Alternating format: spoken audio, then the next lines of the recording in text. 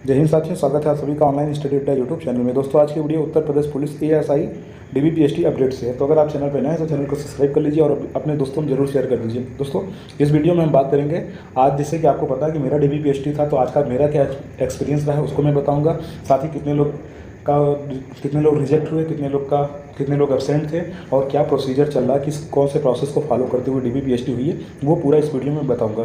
साथ ही आप लोग को वीडियो के लास्ट में एक गुड न्यूज़ भी बताऊंगा। तो चैनल पे अगर नए तो चैनल को सब्सक्राइब कर लीजिए और वीडियो को लास्ट तक जरूर बने रहिए।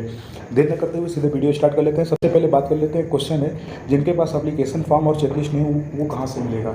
तो दोस्तों, जिनके पास एप्लीकेशन फॉर्म नहीं है, चेकलिस्ट नहीं है, मैं उनको पहले ही बता चुका हूँ इससे पहले वाली वीडियो में कि उसको लेकर आप परेशान न होइए, इससे कोई प्रॉब्लम नहीं हो रही। आप वहाँ पे जाएंगे, आपकी एक फाइल बनी, उस फाइल में आपको रोल नंबर, रजिस्ट्रेशन नंबर, पिताजी का नाम सब कुछ मेंशन करेंगे। उसके बाद हम उसमें देखने को मिलेगा और चेकलिस्ट भी उसमें ऑलरेडी लगा रहता है, तो उसको लेकर परेशान होने की ज़रूरत नहीं है।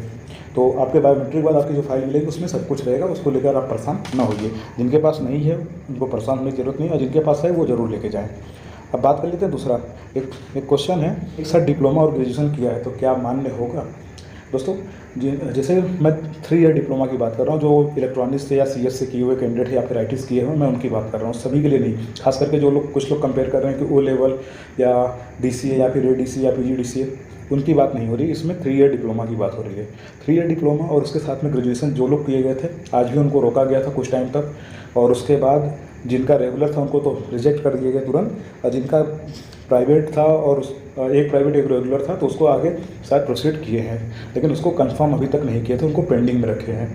तो ये है, हालांकि लिस्ट में पेंडिंग मेंशन नहीं किया गया है जो आज लिस्ट लगी थी।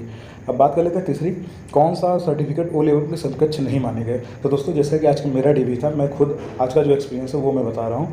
खास करके जितने भी प्राइवेट इंस्टीट्यूट से करके आए हैं कैंडिडेट, जितने भी कैंडिडेट थे जिनके पास प्राइवेट इंस्टीट्यूट का सर्टिफिकेट था, जो गवर्नमेंट ऑफ इंडिया या स्टेट गवर्नमेंट या फिर किसी यूजीसी से या फिर किसी यूनिवर्सिटी से अप्रूव्ड नहीं है, उन सबको रिजेक्ट कर दिया गया है। उनके पास चाहे एडीसी रहा हो, चाहे पीयूडीसी रहा हो, चाहे ओ लेवल का कोई ऐसा रहा हो जिसको कि कोई अगर प्राइवेट एजेंसीज किए हैं जो गवर्नमेंट, भारत सरकार या राज्य सरकार उसको मान्यता नहीं देती, या फिर कोई नीलेट या फिर डोएक या फिर आपकी जो AICTE है उसको मान्यता नहीं देती है, तो उसको रिजेक्ट कर दिया गया है। तो जो लोग भी ऐसा कुछ जिनके पास है, जो प्राइवेट से करके गए हैं, जो फर्जी तरह से कहा जाता है कि जो फर्जी बनवाए हैं, उन सभी को रिजेक्ट कर दिया गया है। और आज की रिजेक्शन लिस्ट काफ़ी लंबी है, अभी मैं आपको वो लिस्ट भी दिखाऊंगा। तो वो लोग रिजेक्ट किए गए हैं। जैसा कि दोस्तों, आज लखनऊ का जो डीबीपीएसटी का अपडेट था, हालांकि मैंने कहीं आज कॉल नहीं किया था, कि हाँ, एक फ्रेंड था जो लखनऊ में डीबीपीएसटी करा रहा था, तो उसने एक मुझे अपडेट दी थी, वो अपडेट मैं आपके सामने जरूर रखूँगा। दोस्तों, जैसा कि लखनऊ में ये अपडेट थी कि जो एडीसीए किए हुए थे, किसी भी प्राइवेट इंस्टीट्यूट से किए हुए थे, तो उनको रोक दिया गया था, उनको रिजेक्ट कर दिया गया है, क्योंकि इनकी संख्या लगभग 8 से 9 थी। जब उत्तर प्रदेश भर्ती बोर्ड के, जो आपके उत्तर प्रदेश पुलिस भर्ती बोर्ड के सचिव हैं, वो खुद गए थे आज डीबीपीएसटी के प्लेस पे लखनऊ में डीबीपीएसटी के समय, तो उन्होंने इनको सीधे सीधे रिजेक्ट कर दिया है। और जिनका भी जो भी सर्टिफिकेट है, जो गवर्नमेंट ऑफ इंडिया या गवर्नमेंट, स्टेट गवर्नमेंट या फिर कोई यूनिवर्सिटी अप्रूव करती है, केवल वही मान्य किए गए हैं। तो ये लखनऊ से अपडेट थी। अब बनारस में भी लगभग ऐसा ही हुआ है। हालांकि बनारस में 2-3 कैंडिडेट ऐसे थे जिनका एडीसीए का सर्टिफिकेट प्राइवेट से था, उनको हटाया गया है, रिजेक्ट किया गया है, जो कि मेरे सामने हुआ था, क्योंकि मेरा जो डीवी था 13वें नंबर पर हो रहा था। मेरे पहले 3 लोग को रिजेक्ट कर चुके थे, तो उनका मुझे अच्छे से पता था। हालांकि मैं पूरे दिन आज वहाँ पर रहा हूँ, आपको पता है, मैं लास्ट अपडेट 8 बजे आपको फोटो भेजा था कि अभी डीबीपीएसटी की लिस्ट लगने वाली है, तो मैं लगभग डीबीपीएसटी की लिस्ट लगने के बाद तक वहीं पर था, तो मैं पूरी डिटेल बता रहा हूँ आपको। अब आगे बात कर लेते हैं, फॉर्म भरते समय अगर डॉक्यूमेंट गलत अपलोड हुआ है तो क्या होगा।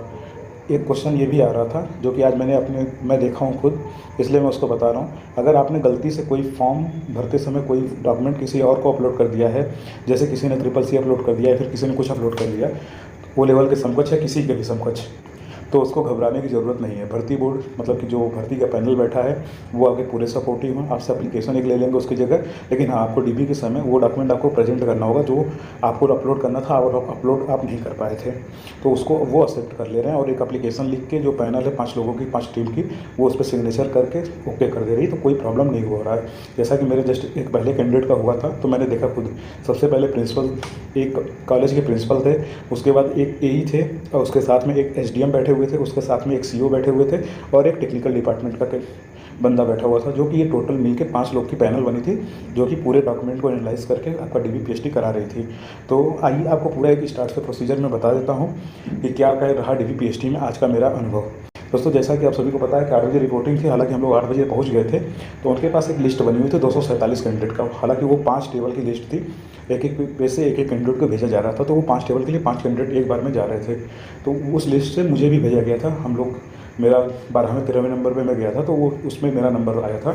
उसके बाद क्या था कि उस लिस्ट से जब भेजे गए तो पहले हम लोग को गए, तो उसके बाद पहला हमारा प्रोसीजर हुआ बायोमेट्रिक का। बायोमेट्रिक के बाद जैसे हमारा बायोमेट्रिक कंप्लीट होता है, उसके बाद हमारी एक फ़ाइल बनी होती है, फ़ाइल हमें हैंडओवर की जाती है। उसमें हमें अपना डिटेल भरना होता है, सिग्नेचर करना होता है अटेंडेंस के लिए। तो वो सिग्नेचर करने के बाद आपको आपके डेस्क पे भेज देंगे, अर्थात आपको किस पे जाना है। जैसे 5 लोग की आज 5 पैनल टीम बैठी थी, जैसे बनारस की मैं बता, बनारस में सोनभद्र, मऊ, भदोही, बनारस और बलिया, 5 ये पैनल टीम बैठी थी। 5 जगह के जो पैनल बैठी थी, पाँचों का अलग अलग था और सबको एक एक पैनल पे जाना था। मतलब कि जैसे मेरा पहले नंबर पे था तो मैं पैनल नंबर 1 पे जाऊंगा, जिसका दूसरे नंबर का है वो दूसरे पे जाएगा। और प्रत्येक पैनल पे, पाँचों पैनल पे 5 मेंबर बैठे हुए थे, जो कि आपका DBPST अच्छे से करा रहे थे, आपको पूरा सपोर्ट कर रहे थे। तो ये वहाँ पर हुआ, हमारा DBPST स्टार्ट हुआ। सबसे पहले उन्होंने अपना जैसे कि हम लोग अटेस्टेड करा के ले गए थे, फिर सेल्फ अटेस्टेड कराया। उसके बाद उन्होंने पूरा डॉक्यूमेंट जो फोटो कॉपी थी उसको देखा, उसके बाद ओरिजिनल कॉपी को उसको मैच किया, उसके बाद सिग्नेचर करके SDM को हैंड ओवर किया था। SDM ने CO को हैंड ओवर किया, सबका उस पर सिग्नेचर बारी बारी से 5 हुआ। उसके बाद जो लास्ट में आया, जो डिजिटली वेरिफिकेशन करता उसके पास गया था, उन्होंने डिजिटली वेरिफिकेशन किया, सभी डॉक्यूमेंट ओके हुए, उसका पूरा वेरीफाई करके एक वो जो वेरिफिकेशन का था उन्होंने अपना एक प्रिंट आउट दिया वेरिफिकेशन का। उसके बाद उस पर 5 लोग का सिग्नेचर होकर फाइनली मुझे फिट किया गया। तो ये पूरा एक प्रोसीजर था। और फिट के पहले ही मेरा DB जैसे हाइट और चेस्ट हुआ था। हाइट चेस्ट मैं बताना भूल गया था, लेकिन आपको मैं बता देता हूँ कि जैसे मेरी हाइट जो थी, मैं जो CRPF में मेंशन कराया था, तो मेरी 177.8 मेंशन की गई थी। हालांकि यहाँ पे जो नापी गई है वो 177.3 है, तो लगभग 0.5 सेंटीमीटर मेरा कम किया गया है। और लगभग ये सभी में देखा गया है कि 0.5 सेंटीमीटर अप्रॉक्सीमेट कम हो जा रहा है, अगर कोई पहले से अपना नापा हुआ है तो। और अगर चेस्ट की बात करें तो बिना फुलाए मेरा चेस्ट 92 सेंटीमीटर था, और फुला के मैंने 102 किया, लगभग 10 सेंटीमीटर का मेरा फुलाव था। और हालांकि 5 ही माह है, तो उसमें कोई दिक्कत नहीं। वो फुलाव सबमिट होने के बाद आपके पास वो फिजिकली फिट करवाइएगा, वो फिट करके आपका सिग्नेचर करके आपकी फाइल रख दी जाएगी, मतलब आपका अटेंडेंस ओके कर दिया जाएगा, और उसी के बाद आपकी लिस्ट बनती है। तो ये पूरा प्रोसीजर था जो कि आज मेरे DB में हुआ था। साथ ही दोस्तों, एक सबसे लास्ट की अपडेट है जो कि मोस्ट इंपॉर्टेंट है, जो कि मेरे ही साथी थे कंप्यूटर ऑपरेटर। मैंने उनसे पूछा कि टाइपिंग कब तक हो सकती, तो उन्होंने मुझे अपडेट दिया कि टाइपिंग को लेकर, टाइपिंग और अभी जो SI की DBPST होनी है उसको लेकर एक वर्चुअल मतलब की मीटिंग हुई थी, वीडियो कॉलिंग पे, कॉन्फ्रेंसिंग पे। तो उन्होंने बताया कि उस पर जो मीटिंग हुई थी, तो उनके अकॉर्डिंग जो आपकी टाइपिंग होने वाली है वो UPSI की DBPST के बाद होगी। 1 से 2 दिन में आपकी टाइपिंग होगी, डिपेंड करता है कि DBPST में डेट बाहर होते हैं, उसके बाद आप लोग की उसी के अकॉर्डिंग आप लोग को डेट दे दी जाएगी आपकी टाइपिंग के लिए। शायद टाइपिंग एक ही दिन में सभी का हो जाएगा, और उसके बाद आपके UPSI वालों की रनिंग होगी। तो ये अप्रॉक्सीमेट ये चल रहा है। और एक अपडेट और थी कि जुलाई तक सभी को ट्रेनिंग पे भेजने का निर्देश दिया गया है। तो दोस्तों, जहाँ तक है कि आप अपनी अगर टाइपिंग अभी जो कर रहे हैं कंटिन्यू, उसको अच्छे से बनाए रखिए। और अब एक अच्छी अपडेट ये है कि जो बहुत से ऐसे कैंडिडेट थे, आज भी मेरे साथ के लड़के मिले थे, बहुत से ऐसे कैंडिडेट हैं जो कि UPASI में भी सिलेक्टेड हैं और UPSI में भी सिलेक्टेड हैं, और उनके नंबर भी अच्छे हैं। तो मोस्टली लोग UPSI को प्रेफरेंस करेंगे, जिनसे आपकी वैकेंट सीट रहने की संभावना ज़्यादा है। तो हो सकता है, अभी कहना जल्दबाजी होगी, लेकिन हो सकता है कि आपकी सेकेंड लिस्ट श्योर आएगी। साथ ही दोस्तों, मैंने आपको कहा था कि मैं अभी आपको बनारस की लिस्ट दिखाऊंगा, तो देख सकते हैं ये G से स्टार्ट है, इसमें पहला दूसरा कैंडिडेट रिजेक्टेड है। ऐसे ही टोटल 39 लोग रिजेक्टेड हैं। ये आपका R पे ख़त्म होता है, राहुल चौहान पे, तो वो भी रिजेक्टेड है। और उसके बाद आपको दूसरा लिस्ट दिखाते हैं, देख सकते हैं ये A से स्टार्ट था, A से स्टार्ट है जो कि पहले पास है। उसके बाद अन्य जो है रिजेक्टेड है, देख सकते हैं इसमें रिजेक्टेड की संख्या काफ़ी अच्छी खासी है। ऐसे ही अगली लिस्ट में देख सकते हैं, जैसे ये लिस्ट है, उसके बाद देख सकते हैं इसमें भी रिजेक्टेड की संख्या अच्छी खासी है। एक और लिस्ट है जो कि टोटल 4 पेजों की लिस्ट लगी थी, जो ये चौथी लिस्ट है, जिसमें भी देख सकते हैं 3 लोग रिजेक्टेड है।